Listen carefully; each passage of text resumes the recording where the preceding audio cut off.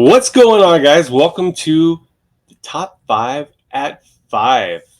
Today's guest is Mr. Matt from Empire Toys in Keller, Texas. Matt, won't you tell us a little something about yourself? About myself? Yeah, about you. I started collecting toys when I was 10. I still have a closet full of toys that I bought when I was 10. I guess I like still in package, or you just have like a loose box. You still You're saying at 10 years old that you were collecting 11 years old, yeah. But collecting to collect, not just because you wanted toys. No, collect to collect. That's crazy. Yeah, like I literally, if I could get to it, I would pull it out. But like I started with the 95 Power of the Force 2 stuff because I was born in 84, right? So I was 11 years old. Just kind of found Star Wars. I have a full red card, green card, Shadows of the Empire run. I've got all of those, and I bought them all like on the shelves when I was a kid. That's crazy. I don't ever say like that's why I'm like they're not worth any money, but I'll never get rid of them. It's like I've had them this long, might as well. That's kind of how I feel about like my baseball collection from that time period, because I was a huge like sports memorabilia, mainly baseball. Yeah. I grew up in the tri-state area, kind of near Cooperstown and stuff. So it was like, and when all of us, the three of us, were younger, that was like prime time for sports collecting. Yeah. I grew up playing hockey. I think there's hockey cards right here. Yeah. Baseball cards right here. Yeah. Like I grew up playing hockey, so I have a bunch of hockey cards that I've kept ever since. I got old jerseys and stuff like that too. That's awesome. It was hard for us, but like I had a collector's mindset with that stuff, but I always had the toys. Like the toys, like I had them. I had big box, all my figures. Mm-hmm. I had like all of my areas for my stuff. So it's like I had them during that time period, but I didn't think of them from a collecting point. Like I was just like, I want them. I play with them. I set them up. I do whatever, right? And cards and sports memorabilia were like my collecting, and I was like, these are going to be worth millions. You know? Yeah. I had like a small group of friends, and like I lived in Kansas at the time, and like I was kind of like schooling worked a little different there, so I went to a different school, and like to make friends, it was kind of like, well, these kids like Star Wars, so it's kind of like I'll just lie and say I like Star Wars, you know what I mean? And then of course and they kind of had a little bit of a collector's mindset, and so that helped, you know what I mean? Like they had stuff that they would buy and keep in package, so then it was like I was buying it. It wasn't so much like thinking like monetarily, like a lot of the people in the 90s did, right? Like I was buying just like, this is cool. I kept it in the package. People were doing that with their old Star Wars toys, and it was cool to hear them talk about it. So I was like, I'll do it. And then I think I ended up opening I had some that I opened like because I was still a kid too, right? So the first wave of them I ended up opening and playing with because I got them for Christmas, and then after that started. So I went back and like rebought everything. Yeah, I paid with them, like did chores, mow lawns, did everything to kind of raise the funds on my own. Yeah. I think that when that wave started, that's kind of what brought myself back into like the whole toy world, because it's like, oh, Star Wars on the pegs, like that's crazy, because that was one of my jams back in the 80s. Those vintage Star Wars figures. So and it was just a cool time. Like you walk into Toys R Us and KB, and like it was like a huge section. It's not like now where there's like 4 pegs. It was like floor to ceiling, the entire aisle. Like 500 Luke Skywalkers, but it didn't matter. It was just cool to see, right? Yeah. So, and then of course, and it was so much fun back then too, because like you had to know somebody to know when the truck was coming. You know what I mean? Yeah. It wasn't like it's available on Amazon, it's available on GameStop, it's available on here, it's available here. All of that stuff. It was like it was hitting stores, and you had to know when the truck was coming in order to be there. Yeah. Or you were like camping out KB Toys, dude. And like a lot of what we do at Empire too is based on kind of like the experiences I had then, because I was a kid buying stuff with the collector mindset. So I was dealing with collectors. So I'm there like digging through, looking for variants, long sabers and all that stuff with men that are doing it too. And like I there's this one that always sticks out to me. It was like not like an end cap. It was like a center aisle, like square fixture, and they had them on there, and it was when the green cards started coming out. And so you would have some that would be like it was supposed to be on a green card, but it was still on a red card. And I'll never forget, I was like digging through, and there's like a grown man with like stacks, and he's doing his thing too. And I'm like, I have enough money for like 5 and I have 4. And he was like, which one are you looking for? And I said, Hammerhead. And he goes, cool, here, and handed it over. And he had it in his pile and handed it to me. And I still have that Hammerhead, right? So like whenever we opened Empire, it was like real big on like focus on the kids. Like if a kid comes in, let's make sure that kid's super happy. Yeah. Because I remember how that experience totally was like, oh, these guys are awesome. Like they look all scary and intimidating, but these collectors are cool as hell. And he hooked it up, right? I could have not bought that figure and been frustrated, or maybe saw he had it and he was like hoarding 10 of them. You know what I mean? And I could get pissed off, and then maybe I don't buy toys anymore, and then we're not having this conversation. No, dude, I've done the same thing like as an adult, where it's like I've gone, it's like something that I'm like hunting just to set up with my stuff, and I see there's one, and then there's been the kid, and I'm like, well, I lose today. Yeah, you know. Yeah. We used to have a box in Empire to give kids stuff. Yeah, like, hey, here, have a free toy. To just because like if we don't, you know, they're the future. Yeah, I throw Beanie Babies at children at toy shows, but legit. Yeah.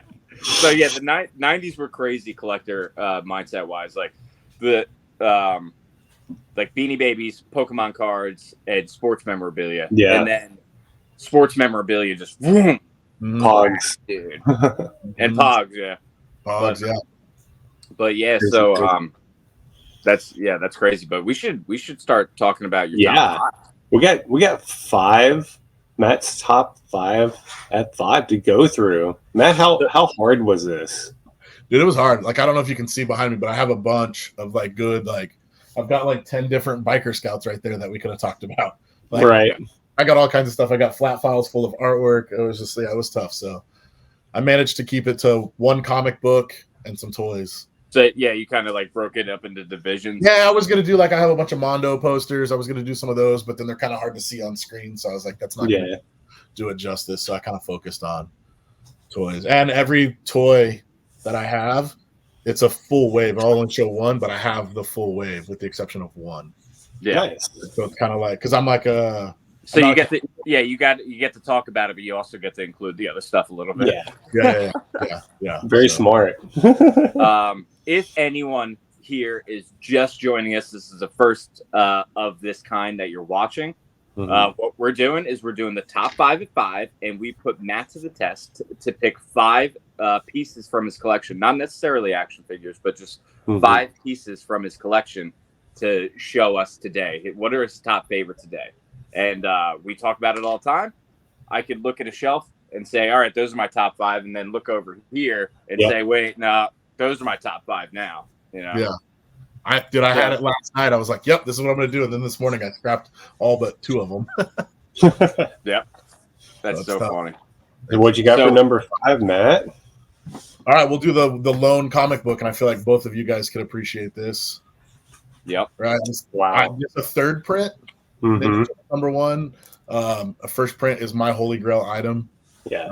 I used to own a comic shop, and I had a couple opportunities to get a first print, and I didn't. And now it's the only like hindsight item for me where I'm like, oh my God, I can't believe I didn't buy it. Because it would have been like $3,000 then, but now it's $13,000. So did you guys ever get a first print in that shop?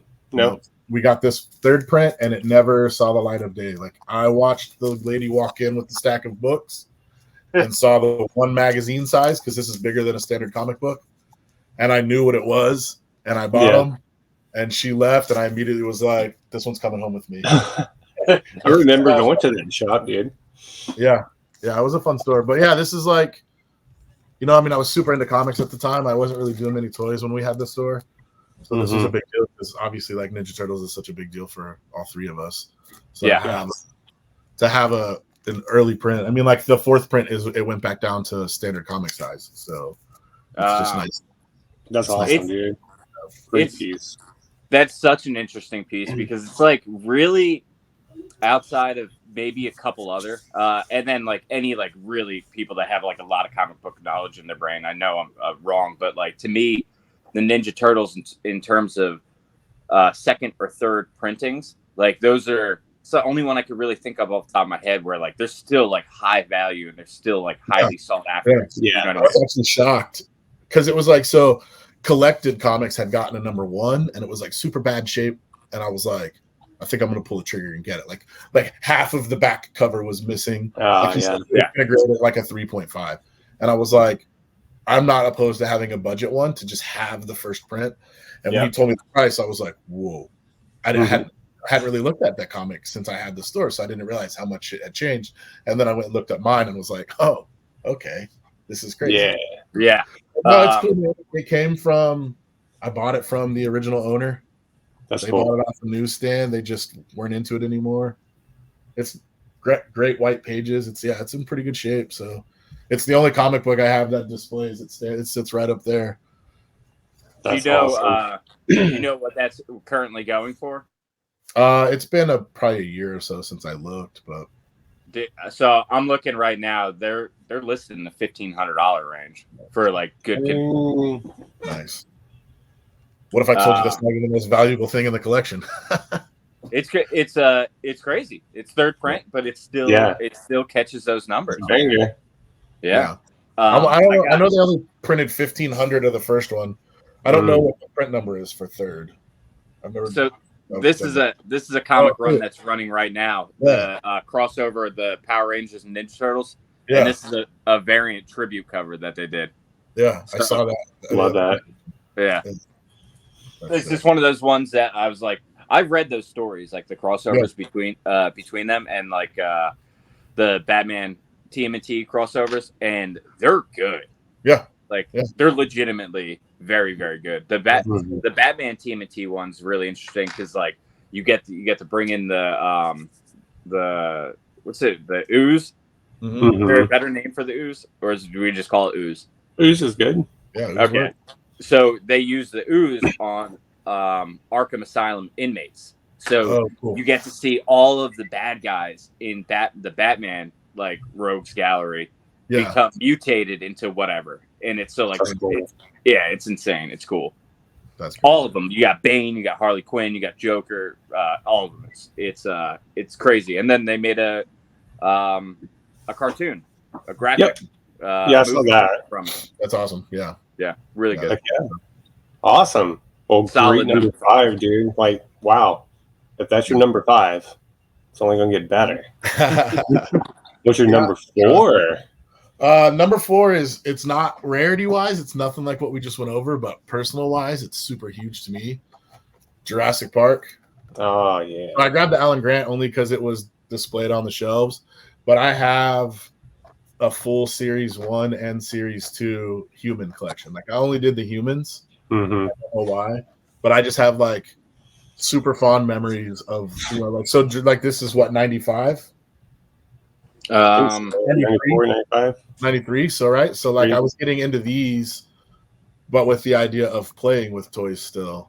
And then this kind of is what translated into the Power of the Force 2 stuff. So like whenever I got back into collecting as an adult, this was like the first toy line that I was like, I'm going for it.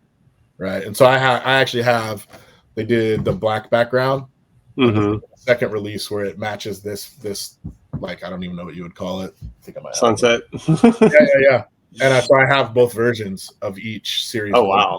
Yeah, just because I'm not really a completist, but when it gets to stuff like, I mean, like I was buying them when they weren't crazy expensive. Yeah. Like now they're $100, $125. Yeah, it's crazy, man. I probably paid $35 for this. So what's funny, you brought that up, is I remember going to Toys R Us in that time period, and I was cooling down on toys, buying toys and stuff. Yeah. And I had a stack of those in my hand. Oh, cool. And I was like, do I buy them? These are cool. Do I not? Put them back on the shelf. Bought baseball cards instead. So that was that time for me where I was kind of done until like the Star Wars stuff came out. Yeah. Yeah, I was still playing with these. Like I have fond memories of like a neighborhood kid and like building like stuff out of dirt, like making our own, like pens for the dinosaurs. And I don't know why I got so attached to just the human ones. Like I don't own a single dinosaur one. Like I only bought the humans. I've had a few that have just kind of stole them. So maybe it was like a more achievable goal and the people that you related to in there. And then during our time, we also like when we were that age, there were so many dinosaur toys, so you can cross play. Yeah. You know what I mean? Yeah. Yep.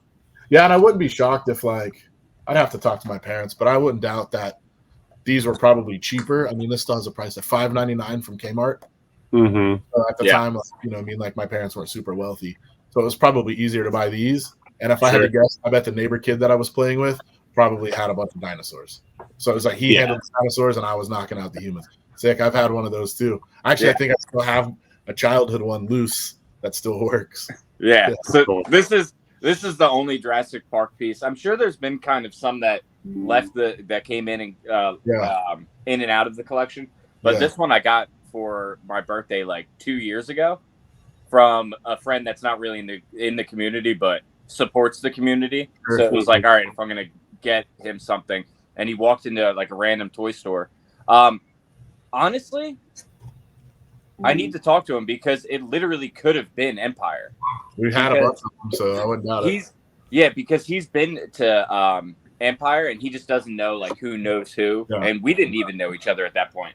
But when we first opened, we had a huge because I had just bought a giant Jurassic Park lot before we decided to open, and then when we were filling stuff, it was like, I guess I can let these go. Like it's, you know what I mean. And then I ended up having to go rebuy a bunch for the personal collection. But me and Craig talk about that literally all the time, like the ins and outs of the collecting. Oh yeah, it's harder when you own a store too, as you guys know, because it's like super hard. I want to keep this, but then it's like, all right, I'll put it in the store. So now I do statute of limitations. If it's been at the store for 6 months and nobody's bought it and I still want it, it's coming home with me. Oh, that's fair. It's more than fair. There's some stuff that, I mean, like we'll go over one that I got from the store, and it's just some stuff it doesn't see the light of day. I'm like, nope. Yeah. You know, and we all have it. Like Chuck has stuff too that it's understood. Like if this comes through, set it aside. Yeah. It's the perks of the job, right? Oh, and it's one of the reason that with Badger Fist Collectibles, with Empire Toys, with Back Alley Toys, with everything that we've done in terms of, and really just Craig as yourself on all your outlets now with like how you move in and out of the collection. It's like that's kind of where it started with us. It's like you collect and then you're like, I want this piece, but it's better if I get this piece with all of these other items so I could sell those other items and keep that one that is worth X amount, you know, because if you're just buying one off, then that becomes very, very expensive and you're not like recouping it at all. Does that make sense? Yeah, 100%. So that's kind of what happened with me. Yeah, you know? That's how Empire started. Yeah. Like I bought a huge Ninja Turtles lot. I got a good price for it, and it had a Shogun Showed on top, so I knew like I'm gonna recoup my expenses no matter what. And I had a buddy that was buying and selling toys only on Instagram. Mm-hmm. Like start an Instagram page and sell that lot you got on the Instagram page. And so that's what Empire Toys started as, you know what I mean? And then I did that, and that's how I was funding the personal collection. And then it was like I was buying stuff to resell for the personal, and then I never resold it. So it ended up just being in like a bunch of totes. Yeah. So talking about a bunch of stuff from his childhood, I was like, let's open a store. Dude, let's do it. 30 days later, Empire was open. That's how you do it, man. Just gotta do it, man. Yeah. Just gotta do it. Too many people have ideas and they sit back and they say, I wish, or I really want to. Wait too long. Just do it. Yeah, exactly. Like, literally, Empire is my only job. It's my main source of income, and I open that store in 30 days. Like, love it. We signed the lease, and I think 3 weeks later. So from ideation to opening the door was 30 days. And it was just like, well, if it doesn't work, it doesn't work. But I'm not going to sit here and think about it too long. Let's just go. Yep. Was Chuck of the same mindset? Yep. Yeah, he was good. Like, no. That's good, man. That's what you need. Yeah. Got to be a hard charger in this community. Yeah. There's for collectible store operations, you need to be a hard charger. Mm-hmm. Like people do, like a lot of people do not understand that. It is one of the hardest gigs that I've ever done. You know, stuff, man. No, I'm with you. All right. Sweet. Right so number 3. Let's see. I didn't put these in any particular order, so I'm just grabbing. All good. Let's do. We're gonna do this one only because people have already seen this one. If you've seen a toy store near you, you've seen my Peter Venkman. Yeah. Right? So the story I talk about in that it's the legit story. Like I had this. I grew up in New Mexico. I shouldn't say grew up. I lived in New Mexico till I was like 5 or 6. right? So I was born in 84. And these came out in 84. So I had one, and I remember burying it, and that's the desert, so the ground shifts a bunch. I never found it again, and I was telling Brittany that when we first started dating, man. So like Jameson turned 16 yesterday, so this would have been, almost 18 years ago. I was telling her this like sob story while looking on eBay. Like I was just getting back into toys, and I was like, I got to get a Vankman, and saw it, was like, oh, cool, look, there's one on eBay, and she's like, I don't get it, and like I told her the whole sob story, and then she had left, right? So we just started hanging out, and she bought it on eBay, and it's this one. So I sent it to get graded. This is like the house is on fire. What do you grab on the way out? It's this one. That piece. Like awesome. It should easily be number one on this, but because so many people have already seen it on Toy Store near you, I kind of like, let's put some other stuff in front. But yeah, I sent it to get graded. It got graded at an 80. Nice. That's a good grade. It's a great grade. Yeah, but I do have the other 3 Ghostbusters now as well. You do have the other 3 now? Yeah, I have them loose and carded. Yeah. Nice. And I matched all the same because they did 3 different card back variations. You could get the all purple. Like if you notice on the re-release ones they just put out, it's just solid purple. And then they did the purple with like this like pinkish purple background, but the text was white. That's the second release. And then the text being yellow is the third release. So I matched. So I have all 4 third release ones. And it took me 3.5 years to get Egon to match. Like I just right on.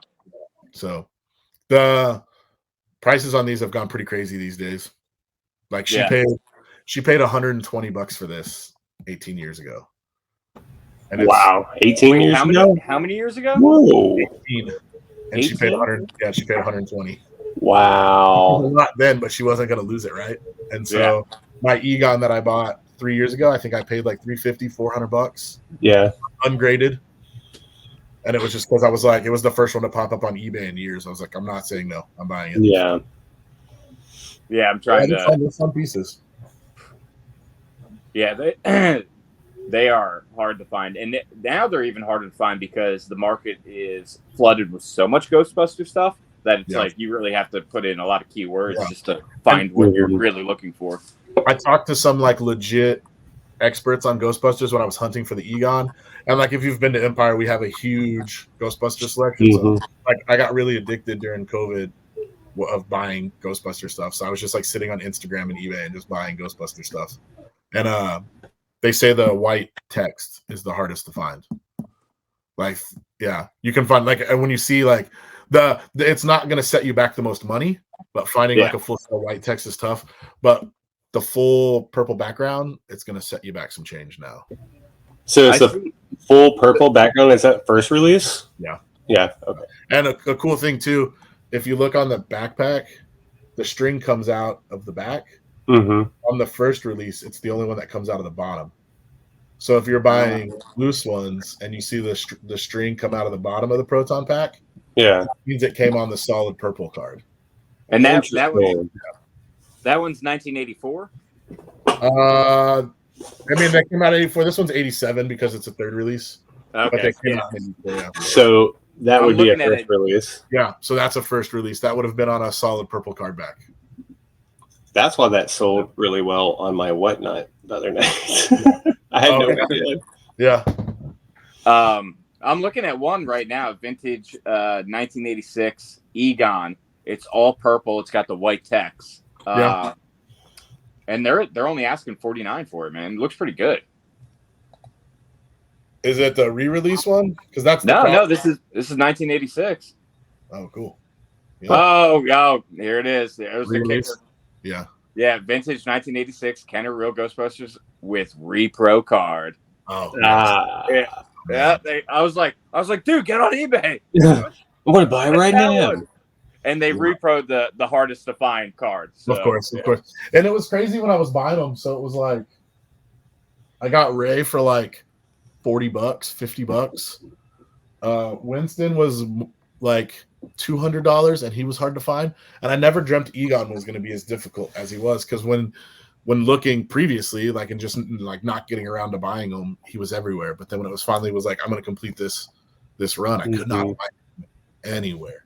And it might have just been like, I think I got it during COVID, so it might have just been when everybody was sitting around buying stuff too. Yeah, for sure. With my luck, there's probably 15 of them on eBay right now if I would have just waited. But why wait? No, but like as soon as you miss out on something, that also like you're like, I'll never again. Yeah. Never again. No, that's happened a few times where it's like I've gone in and I've seen something. I'm like, I want that, and then I'll get it next time, and then it's either gone, or you show up next time and the price is like 4 times.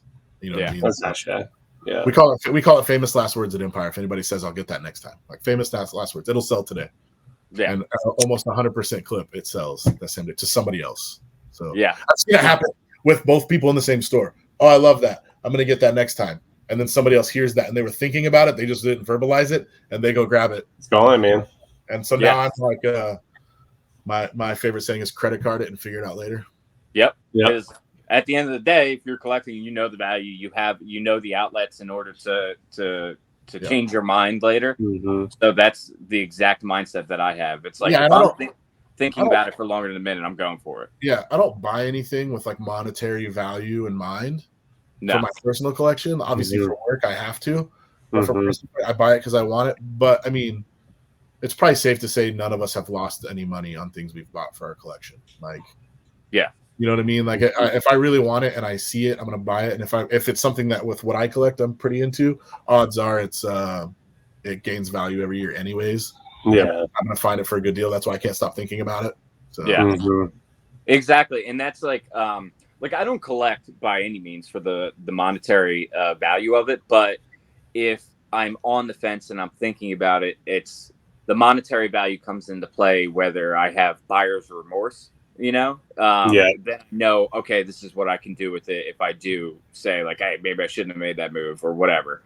And then this, like, I would rather have that like power in my brain to know that if I change my mind, I have this, rather than having FOMO and just thinking about it and then driving to go get it again later anyway, hoping that it's there. You know. Have you guys ever had buyer's remorse for anything in your collection? But like for me, I don't really have buyer's remorse on any like particular piece. I mean, there's some pieces that like I kind of like. This piece is from 1964. I don't even remember what it is. You know what I mean? So it was one of those things that my buddy, when I got into collecting Safubi and stuff like that, I bought it off one of his live auctions, but it's actually an unused coin bank. So I thought this was something that it wasn't, and I paid a good amount of money for it, but it does have a lot of value. It's just, I don't really know what to do with it, you know? Sure. Yeah. It's super cool. Yeah, it's a cool piece, but in terms of like buyer's remorse, like we said before, I keep in mind, can I get out of this if I get into it? You know, and that's how I rotate my collection and recreate room and stuff like that. Yeah, for sure. So, yeah, for myself, the Masters of the WWE, like the first 3 to 4 waves, I was picking those up, and I was like, I'm all in on it. I'm going to get them all, and then. You know, like a year later, I was like, you know what? I'm not really into it. I mean, I guess I don't know if it's buyer's remorse if you're into something for a while, you know, if I enjoyed it for that time period, and then I let it go because it's something that I wasn't really into anymore. Yeah, so for sure. You know, all right. So we got number 2 coming up. Number 2. This for all of you guys. Oh. I have a full 10-back run, and that was like the first, trying to get it where you can't see the glare of the computer screen. I have a first 10-back run. I got them when I first decided to start collecting toys again. That was the first thing I wanted to do was go turtles. That's awesome. But the Raph was the first one I bought because he was my favorite turtle, and I got back into this. I mean, I probably paid $30 for a Raph. Dude. Back in the day, you could the good old days. So I have all 10.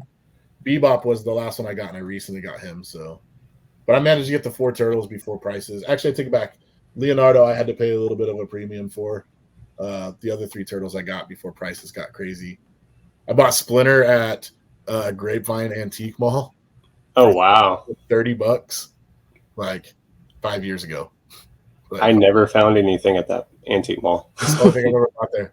I went there to go see Otter's booth and walked in and Yeah. saw it. Oh, what's up? Took it home. That? So are they all? I feel like hard head or in soft the head? 80s. I'm sorry. Are they all hard head or soft heads? Mixture of both. Mix. The Raptor's a hard head. Cool. I think my Mikey and my Donnie are soft heads. Nice. Yeah. I thought about like his bubble's a little yellow, and I thought about replacing it with a better one, just because it's like I got him so cheap because I bought him so long ago that I could buy another one at premium and sell this one, and I'm still coming out ahead. It's like I'm not as picky with condition anymore as I used to be. Like he's got a pretty gnarly crease down the back, unpunched. He displays great. Like 20 years ago, I would have been like, oh, I need like a C9, 9.5. But now I'm kind of like, I just want it, and I want it to look great on the shelf, and this one does. Because I have the other 4 turtles. They're all displayed together, and then I keep the rest of them in the closet. That's awesome. I completely agree with you. Like I was kind of like whether it be comics or like vintage figures that I keep on card, it was like I want it to be better condition. I need better like that. And then eventually I was like, if it displays, then I kind of almost like that better because I don't feel it as if I need to baby it as much. And like, and at the end of the day, if you're moving things around and stuff, like it's every time you do something like that, it takes a little ding here, a little wear there and stuff. So it's like, I don't need those ones. I rotate those out and I almost just grab display type ones. I think I missed too many opportunities to buy toys for the collection because I didn't deem it perfect enough and just left it, and then ended up having to pay a premium later for one that's less quality. So now I'm kind of like, I'm just getting it. And as long as I don't want the bubble falling off because I'm a mint on card guy. Yeah. As long as the bubble's sealed and there's no cracks, I mean, I don't care if there's some corner dings. I don't want like the whole card folded. You know what I mean? I will draw a line at some point. Well, those are ones that at that point it's just like those need to be open, dude. Just open them, have them be. I'll never do that, but that's to each their own, right? Yeah, exactly. Yeah. You won't do it because you can still sell it with the on card sale. You know what I mean? Well, I can't bring myself to open anything. Like there's always somebody, especially like so. The main focus of my collection is vintage Star Wars. And there's always somebody that's like, I really want a carded fig, but I can't afford $500. And so you find one that's completely destroyed. Some people open it and like go get the figure graded. I'm like, I'd rather sell it to that person that's like, hey, here's $100 one. So now you can put it in a hard stack and it's going to display good. And you finally have that card. Because I remember what it was like to get into it and going, I can't afford any of these. And then you have to kind of start budget and work your way. Yeah. Yeah, I will say I have found with my Star Wars collection, I tend to gravitate towards obnoxious price tag. Because most Star Wars people don't want the price tags. They're pure. They wanted just the card. And so I can actually get a lot of things I'm looking for with a big, stupid price tag on it a little bit cheaper than market value. Yeah. And so I just did it at first just out of necessity. And now I'm kind of like, I almost say no to stuff if it doesn't have, Star Wars wise at least, if it doesn't have a price tag on it. It's cool. It's like the history of it. Like this one was at this store for sure. Exactly. I have one that has like 5 price tags on it because it just kept getting clearanced. I love the things with like my stuff with like KB Toys sticker on it. I'm like, yeah. And like this is one where it's not. This isn't the best copy in the world, you know, but the cover looks great. The colors are still great. So I was like, this is fine. And moving on. Like I did the same thing with this. Like this is a 4.0, but it's a first appearance for Ra's al Ghul, and this is first Spider-Man with the black suit or first black suit appearance. Yeah, and breaking away from that mentality is now allowing me to start kind of getting those things that were out of reach. You know? When my oldest son was born, I still had HeroPlex, and so we had just opened HeroPlex, so I bought a comic that came out the year he was born, and the 52 line was coming out where it was a DC book every week. So I bought the one he was born, I think, on a Thursday, and I bought the one that he was either born on a Tuesday or Thursday, but I bought the one that came out the Wednesday that week, and then I also bought a book for him that came out the year I was born, which was 252. Nice. That's awesome. So he's got 2 books in his collection, which he doesn't care about. So Yeah, it's still I have a cool. 252 in a long box as well. Yeah, it's a great book. Yeah. Awesome. So that brings us to our number 1. Want to do one, or I got an honorable mention? I didn't know what you guys. Yeah, honorable Oh, yeah, mention, yeah. please. That's Yeah. right. So I just completed this line, and that's why I wanted to do honorable mention because it's different. Most Oh, people haven't. Ronan. Ronin Warriors. It took me like 8 years to find this one, Wow. and I had to buy a lot. It's actually a crazy story. So he goes for every bit of $350, and I bought like the first series ones are like they're like $20. I get all the way, I'm done. I had this. This is the only anime I ever liked as a kid. Mhm. I had them as a kid growing up. I couldn't find this one forever, and I got tagged in a Facebook post by a artist friend, and she knows I was looking for them. And Mhm. she's a fan. She was in like a Facebook group for the anime, and some guy was trying to sell the full. I think it's only 12. Yeah, 12. He's like trying to sell all 12. And so she tags me in it. I joined the group. I messaged the guy. I'm like, do you want to just sell one? I only need one. And he was like, I mean, I would, but I'd rather sell the whole thing. And I was like, okay, just for the sake of asking, how much is all of them? And he said, give me $40 each, and you can have them all. So I was like, done. So I ended up buying. I only needed one. It goes back to the classic, how you feed your collection. I bought all 12, just pulled the one I needed, set it aside, and then put the rest at Empire and sold them all at market rate. You know what I mean? So it was like I actually didn't even pay for this personally. When I realized, okay, Empire's going to sell the rest, it was an Empire purchase. I was like, cool. That's awesome, and that's a crazy good deal. It's a win. Yeah, so so it was like the last thing I needed. Yeah, it was $40 basically. Yeah. So. But yeah, just honorable mention. Most people haven't seen this line, and I've actually been bringing it up a lot lately at the store because I think we're about to see a good resurgence in 90s toys. I think that's like the next trend. It is. This is mid 90s Playmates. It's 95. And then I think 90s Kenner and 90s Playmates, non Star Wars and non Ninja Turtles. I kind of think that's the next thing we're going to I've been working on a Swamp Thing collection, and I'm noticing that they're getting more expensive every day. I try to buy one. So, yes, sir. Do you guys think that these are coming back? Oh man, those are some we can talk about those at the store. I think so, dude. Like a lot more people are starting to talk about them. I feel like the last year or so. I think, and I can speak personally as well. I think people are getting bored with Star Wars and Ninja Turtles. It's like since Star Wars, GI Joes, Ninja Turtles are like your 3 staples, right? Yeah.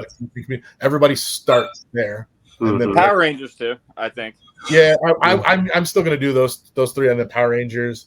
You know what I mean? Power Rangers, Ghostbusters, Thundercats are all kind of like that next tier. Yes. But the big 3, like people are like, I think I want to start collecting. They always defer back to, well, I was born mid 80s, so Ninja Turtle. I was born mid 70s, so GI Joe or Star Wars. You know what I mean? And then now they're starting to branch off to other things, which is gonna be, Dino Riders, Swamp Thing, all like the Bucky O'Hare. Yep. Cowboys Moo Mesa. You got a bunch of those, don't you? Mm-hmm. Yeah. I got a bunch of carded ones lined up. Yeah, I remember. I think here. you showed them in your Whatnot feed, right? Mm-hmm. Yeah. My Cowboys will probably be up for grabs soon because I think I'm going to replace them with some Batman animated series. Yeah, see, I was literally just looking at Batman stuff on eBay. Yeah. Like Batman animated series. They're not crazy expensive, but they're not super cheap. But those are about to be I think those are going to be some new bangers flying off the shelf. I think so too. Yeah, they are. They're time to. Yeah, it really just depends on where you're getting them. It patience can pay off with them. You know what I mean? Because if you go into somewhere that primarily just sells toys, you're looking $30, $40, $50 depending on the character, and condition and stuff. But if that's not the main focus of that store, then it's a $20 piece all day. Sure. Like you guys focus a lot on I would say with Empire Toys, when you go right, all of your display cases right there, the things that are allowed space in there, that's a lot of your concentration, So I'm trying to think of one that where Farpoint Toys. We went to Farpoint Toys when we were in New Jersey. Yeah. And they had certain concentrations. So Batman animated series wasn't really one of them. And I was able to snag one for $19.99, you know, where I've seen that same one be $45, $50. Yeah. Because of what the concentration of the place is, you know? Yeah. And as the owner, a fan, you know what I mean? Yeah. All right. So that leads us to Matt's number one. I saved a banger for number one for you guys. And I really only picked this one because I went hunting with Craig the other day and I bought a pop-up R2 the other day. So this is my personal pop-up R2. That's awesome. It was graded at an 80 plus. Jeez. I'm actually a little disappointed in the grade. I'm trying to get it where there's no glare on the acrylic. I mean, yeah, it looks beautiful. It's the label's a little yellowed, but I thought it would be an 85 for sure. But the big thing for this one, the reason why I kept this, because this came into Empire Loose, I sent it to get graded along with some other stuff. I had a buddy. It's a crazy story that would never happen to one of us because we're all considered toy dealers. But I had a buddy who calls me. We bartended together at Flips, and he calls me and he's like, "Hey, my buddy died 5 years ago, and his brother just brought me all of his Star Wars toys because he knew I was a fan. And he was buying them when he was a kid, and he was playing with the 77 ones, but he never stopped buying until it was done. But he, you know, as he got older, he started taking them off the cards and displaying them, right? And so he inherited for free a full run. It was everything but Yak Face, right? And so he was like, he's a casual Star Wars fan. He's not a big toy guy. So when we opened Empire, he was like, "This is cool. I kind of like the idea of a stack of cash instead." He sold us all of those. So I kept the pop-up R2 and I kept the blue Snaggletooth because I thought it was super cool that it's like, I can tell you who bought this off the shelf. Yeah. You know what I mean? Yeah. And it was like, for sure. Clearly it meant a lot to the guy because he was, like I said, he was playing with the 77 ones because he was right at that age where he got a little too old by power. But just to have the wherewithal to still buy them and know that he was like, I like them. I don't care. I'm into chicks and cars now, but I'm still going to buy them. And was just opening them and putting them on a shelf and then kept them for that amount of time. So yeah, that's crazy. Yeah. It's like, I'm not a big loose guy. This is such a rare piece. And then having such a cool story behind it too. I was like, okay, I don't want to sell this at Empire because it could change hands 10 times after that. And at least here, I know I can tell this story a little bit more. My buddy Drake will be happy to hear the story, you know? So I love it. Yeah, that's so cool, man. If you've never seen a pop-up part 2, it's the fact that we found one at a toy show the other day blew my mind. Yeah, that was. Yeah. Did you pass on it initially and then go back for it? I passed on it initially because I would, you know, it was not cheap. There's still plenty of meat on the bone.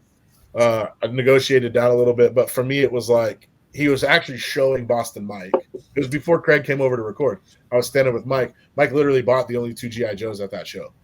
Yeah. It was a super small show, right? So Mike buys the 2 G.I. Joes. I got Horror Freak talking to another guy. I'm just kind of standing there like, because we're about to leave.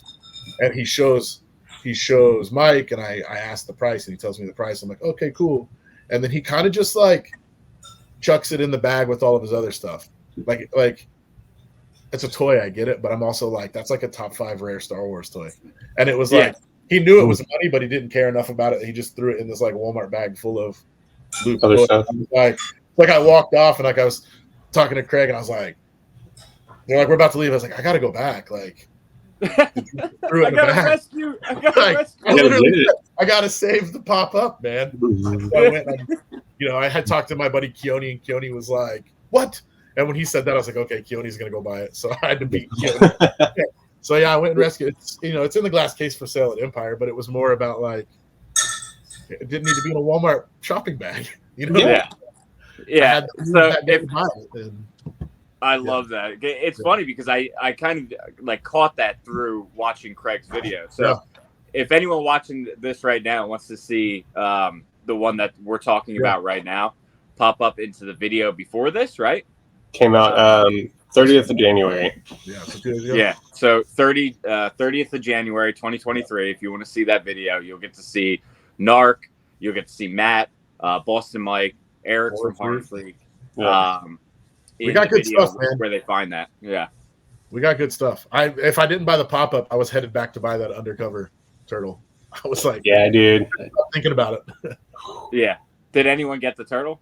I don't know. No, That guy comes into Empire though, so next time he comes in, I'm going to chat with him about it and see. Yeah, because that's just a primo piece. Honestly, it probably doesn't sell at the store, but it's something that stops any turtle fan in their tracks. But what? Stop us. Like I saw Craig walk in, and I was going to say hi, and I walked up, and he looks over at me, and he goes, "They got an undercover," and I was like, "What?" It never happens especially at a show at a Mexican buffet. Like, no way. Yeah, I love it. So. What and I think they had like $650 on it. It was just loose, no accessories, just the turtle, right? Yep. And that's actually a really good price for it. Yeah. No, yeah, for sure. That's fair. If like just out of the blue right now, Craig, what would be your drop down price where you're just like, I gotta do it? Because you were probably thinking about it then. I was. If you would have said 400, do you think you would have been like done? Yeah, done. I would have probably spent 500. Yeah, that would have been the number. If you would have said 5, you just would have been like, shut up, take it. Yeah. Yep. And then I wouldn't have came home after that. So you would have came home or you wouldn't have? Oh, I wouldn't have. No. Oh, okay. Mine was like 550, 600. So I was about right on the same. Like, or you would have been like, I would have been like, say it again.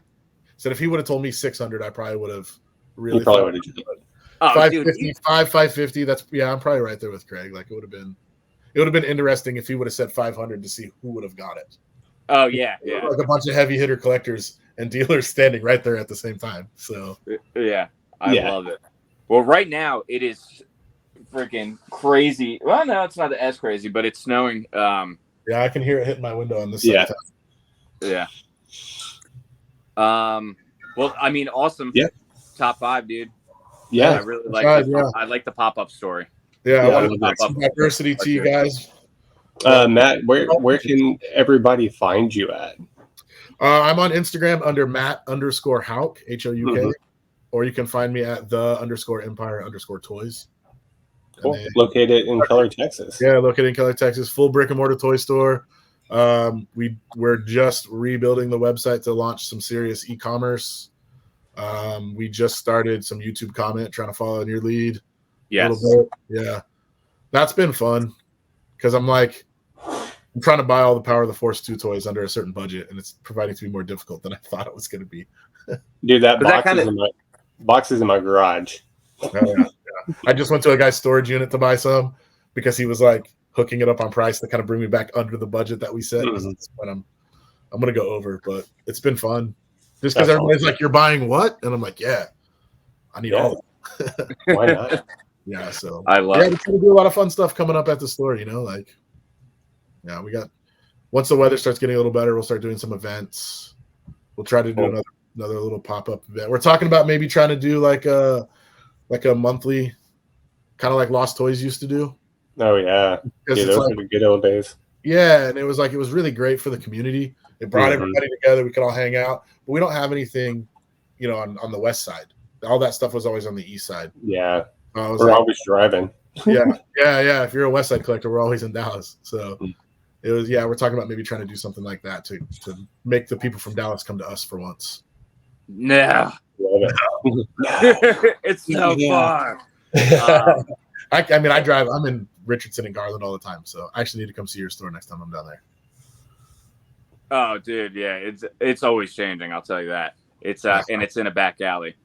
Yeah, but that's like Empire's standing above a barbecue restaurant. I love it. Yeah. So, and also one other thing that we didn't mention coming up is that Retro Freaks 2 is going into production very soon, and we're going to get to see Empire toys again.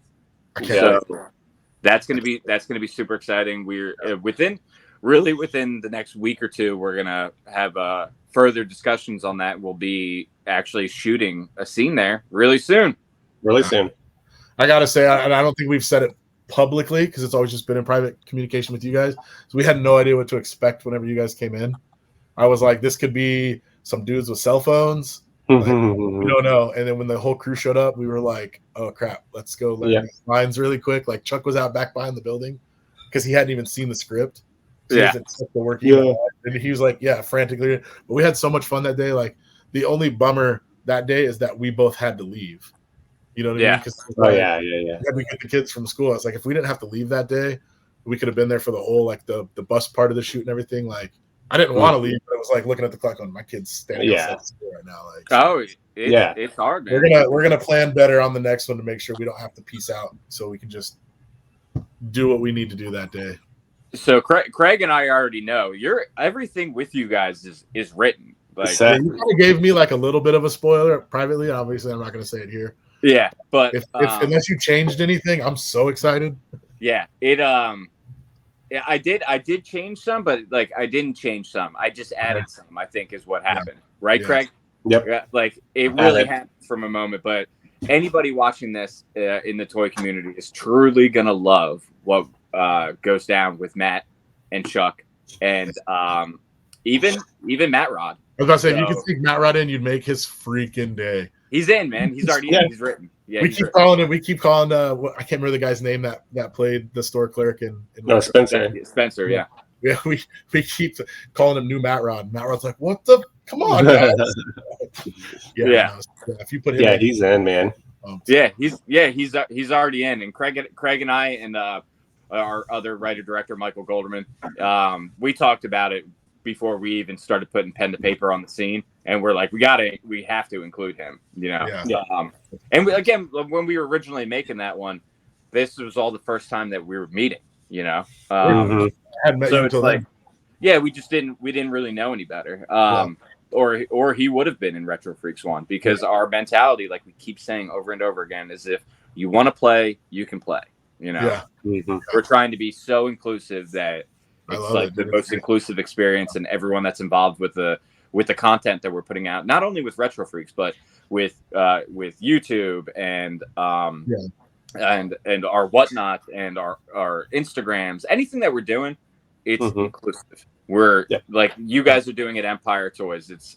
Let's bring the community back together. Let's hang out. Let's do what we love together. And I know we're running long, but let's take a second to acknowledge the fact that you guys got to meet Kevin Smith because of your movie. Like, that's incredible. Like, most people wait in line for a long time to shake that guy's hand, and you got to meet him and watch your movie at his theater. And he watched at least a bit of it, I guess. I'm sure he probably pieced out because that dude's busy as hell. But yeah, and also we're a bunch of retro freak weirdos that we've just been staring at him all the time anyway.